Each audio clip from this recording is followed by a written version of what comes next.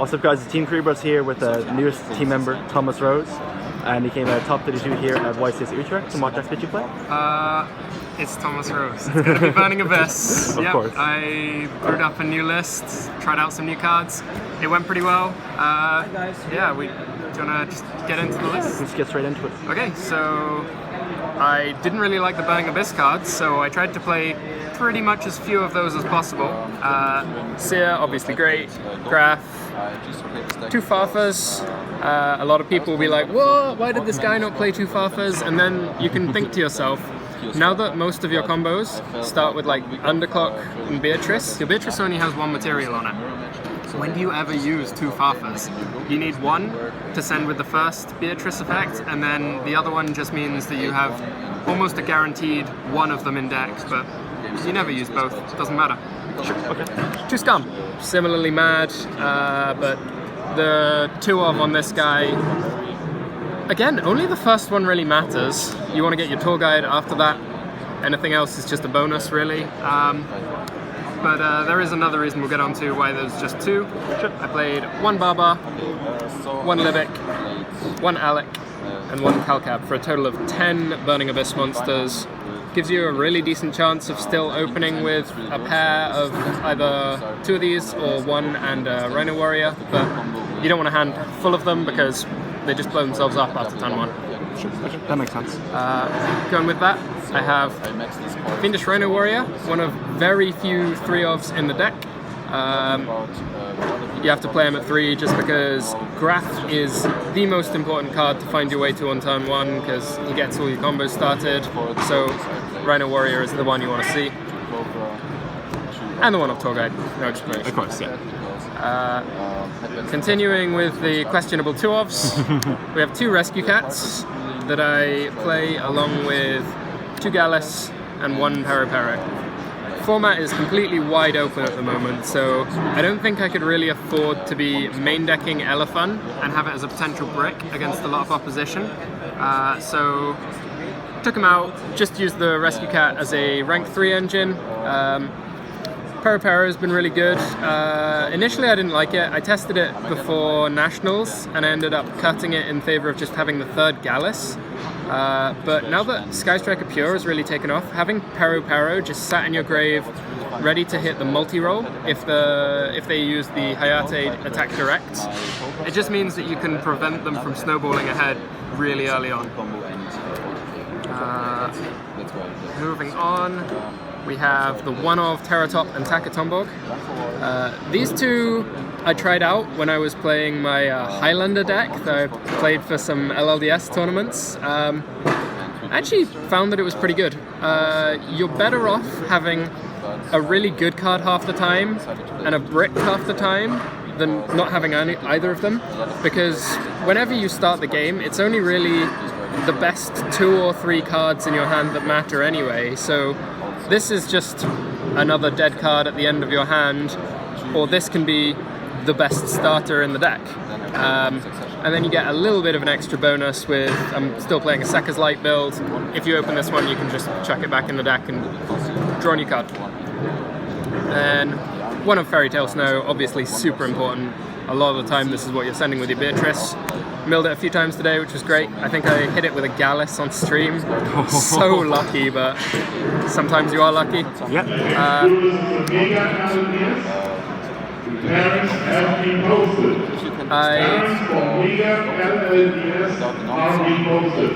I cut down from the 3 BLS that I'd been playing before to just 2. I think some of you will probably see where this is going now. Obviously this is still really great for pushing damage and ending games, but he has taken a bit of a sideline for the new boss, which is triple Hydralander. This card is nuts. If you haven't read this card, read it and then reread it and you're like, yeah, it does do what you just read it does. Previously, I couldn't beat Altergeist. This tournament, I played Altergeist round 1 and I 2-0'd him because I had Hydralander both games. It is stupidly strong. The downside is that you have to have only 1 monster of each name in your graveyard to summon it, to activate the effect, and to resolve the effect. So by cutting down 3-ofs to 2-ofs, you actually halve the probability that at any moment you'll hit a duplicate. Because if there's already one in the graveyard before you activate a mill effect, previously there would have been 2 in deck that you had a chance to hit, and now there's only 1 left in deck. It also means that snow is far more important now. If you've got a Hydrolander on the board, this has to be the thing that you send with your Beatrice, because you need to make sure that you can keep the Hydrolander alive. For the destruction effect, it checks for names on the resolution, and it doesn't target, so if you mill a duplicate, you can chain the snow to get the duplicate out of your grave, still resolve the Hydrolander. The other really cool play that you can do with this, if you got lucky, and you milled a Rhino Warrior or a Farfa, so you either mill this or you send it with the Rhino Warrior, you can banish the Hydrolander after you've resolved the effect to destroy. On a new chain, activate the effect of Farfa, and then when it comes back in the end phase, you can take another free destruction. So it's once per turn, but it's not hard once per turn. So like several times I was getting like multiple destructions a turn with my Hydrolanders, and if you draw a second copy, you just summon 2 copies. So you got huge 3k attack monsters that eat away at your opponent's resources. That's it for the monsters that actually do stuff, and now the monsters that stop stuff. You have 2 Ash Blossoms, 2 Ghost Ogres, 2 Ghost Bells, 2 Effect Veilers, and 2 Drawn and Lockbird. I thought for a long time about which was going to be the best choices for my 10 interruption slots. We approach the last 30 minutes where you can register for public events to win awesome prize points for our even more awesome new prize balls. Sorry for the noise. Amazing new prizes you've never seen before on the YCS. Come to the public event stage, visit the registration desk, and attend public events now. Okay. One more minute. Okay. Again, the theory here is that you don't want to hit duplicates, so everything's 2 ofs. I would be on 3 Ash Blossoms. I'd probably be on 3 Ghost Ogres, but because of Hydrolander, I just go for a really diverse range, less likely to hit duplicates, and obviously with things that are hard once per turn or kind of effectively hard once per turn, you'd rather have a variety than multiples of the same hand trap. Okay. And then everyone knows the last 3 cards. Cards nuts. Pot of Greed. 3 Pot of Greed. Even better than Pot of Greed. You take the bricks out of your hand, you put back Seer if you drew it.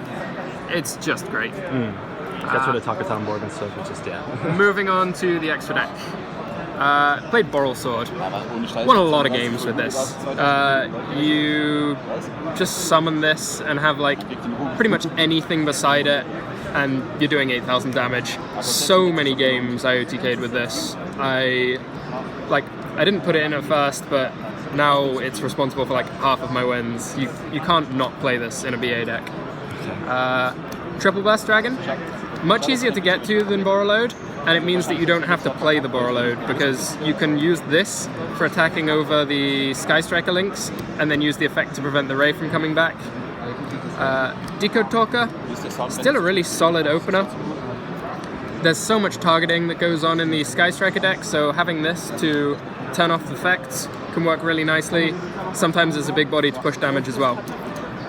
Nightmares, I played 1 Unicorn, 2 Phoenix. Obviously Sky Striker is the deck to beat at the moment, specifically in Europe anyway. So having 2 chances to take out a back row is really strong. 1 Cerberus and 1 Mermaid. Generally, if I'm opening with like what would typically be the standard Underclock Beatrice combo, if I'm playing against an opponent that I don't know, I'll summon one of my Phoenixes and then swap it out for the Mermaid and make the Beatrice underneath. It means I've got an extra card available for the first snow activation. Or if I know that I'm playing against Sky Striker, I'll just throw away my Cerberus because it's usually dead anyway, and keep both Mermaids, both Phoenix in the extra deck playing on. The last link is the 1 of Underclock, and summon it a lot. It's it's still useful to have. Sometimes it's going to be the difference between having a lethal on board and not, but it's not that big of a deal. I have 3 other Link 2s that I can make, and the ability to swap it into a down arrow. Particularly in the moment where everyone's playing Sky Striker, you usually have a free extra monster zone from your opponent's cards anyway, so just having a down arrow isn't that big of a deal. Most of the time when you summon one of these after turn 1, it's in your main monster zone anyway. Moving on from the Link monsters, for the rank 3s, I just played one of Darius. I only summoned it a couple of times. It's still useful to have, but the only rank 3 that matters is Dante.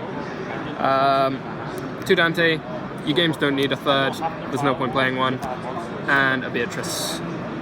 And then getting on to the last 2 cards in the extra deck, Purple Dante. I think I only maybe summoned this guy once. You have to keep him in case they pop the Beatrice, but it doesn't happen a lot. And lastly, Naturia Beast. Now, I know I didn't run the Elephant in the main deck, but if you're going first against Sky Striker, it's still really great to have in the deck, so I have that in the side. So as I just mentioned, I'm siding the Elephant, along with the 3rd copy of Rescue Cat. I know that you don't want duplicates, but Naturia Beast is better than caring about duplicates, so sometimes you take the hit on that one. I also sided 2 Kaijus, 2 different named Kaijus specifically. I mean, it's better if you draw them, but mainly just because it guarantees that you'll never have 2 of the same name engraved. 2 Cerevis. I put these in when I'm playing first against Sky Striker. It gives me something to protect Naturia Beast from infinite impermanence that I've seen a lot of people siding against this. So it's alright, but it doesn't come in as often as I'd hoped, so I'm not sure if I'd actually keep those going forwards. 1 Shadow Dragon. It's another card that you can send with Beatrice if you're playing against a deck that relies on back row. I sided it in quite a lot, but I'm not sure that I ever resolved it this weekend. Particularly with Hydralander, you need to get the snow off the Beatrice mill, so oftentimes you just can't do anything with the Shadow Dragon. I'm not sure if he still has a spot, but he was okay. I have an extra Ghost Ogre and Droll and Lockbird. These are for if I'm playing second against Sky Strikers. It's so much more important to shut that deck down than it is to care about duplicates. Possibly you could side out the Hydralanders if you were really scared of not being able to resolve it. As it is, I kept the Hydralanders in anyway.